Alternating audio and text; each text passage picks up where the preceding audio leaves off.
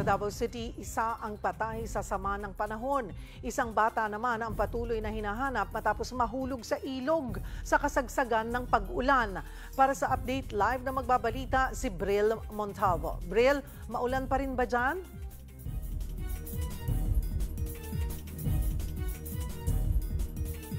Bril? Alright, babalikan po natin maya-maya lamang si Bril Montalvo. Balikan natin si Bril Montalvo sa Davao City kung saan isa ang patay at isa nga ang nawawala dahil sa sama ng panahon. Bril?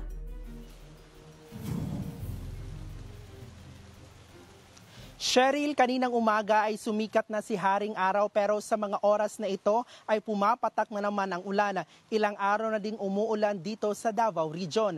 Isa na ang naitalang patay at isa naman ang nawawala. Nagmistulang ilog ang National Highway ng Barangay Tibungco sa Davao City matapos bumuhos ang ulan kagabi. Ang ibang motorista tinulak na lang ang mga motor matapos tumirik sa daan.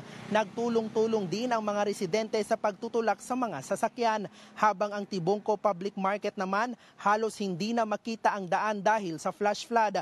Abot tuhod na din ang tubig dito. Natangay din ang ibang paninda at nasira ang ilang pwesto ng mga nagtitinda. Kaya ang ilan, kinukumpuni na ang kanilang tindahan. Patuloy namang hinahanap ng rescue team ng Philippine Coast Guard ang 2 taong gulang na batang lalaki matapos mahulog sa Davao River na parte ng Barangay 5A Bangkiruhan kahapon ng umaga. Naglalaro umano ang bata sa gilid ng ilog nang madulas ito at natangay ng malakas na daloy ng tubig. Labis naman ang hinagpis ng ama ng bata at hindi niya namalayan ang kanyang anak dahil natutulog siya noon.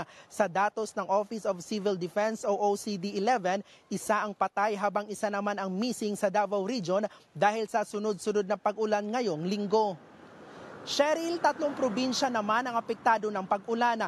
Inaalam pa ng OCD ang kabuuang pinsala. Nilinaw naman ng OCD na hindi pa pumapasok ang panahon ng tag-ulan at dahil lang umano sa ITCZ ang naranasan ngayong sama ng panahon sa rehiyon. Cheryl. Maraming salamat, Bril Montalvo.